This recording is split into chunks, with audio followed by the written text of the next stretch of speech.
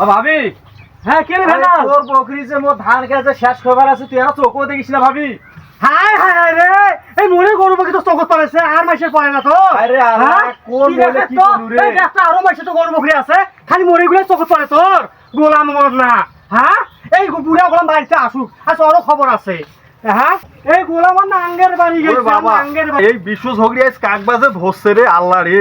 আজ যে কার ওই বান্ধন ছেড়বে। এই তোর কি হয়েছে রে, বুড়বুড়াইছিস কেন? ওই বুড়বাই তো সাধে, এই ভেজাল আসছিল তোমার আমার গরু বকরি বলে ওরে ভুই খায়, ওই একবার গাও ধাক্কে দিয়ে গেছে ওই গোলাম। ওই তো ঢেকাইছে। হ্যাঁ, আর তোরে বিচার না করলে তোরও খবর আছে। আচ্ছা ঠিক আছে, তুই থাক, আজ ওর বিচার করি মাই। ওরে টাই বিচার করে তার। এ ভেজালে, বাড়ি থেকে বেরো।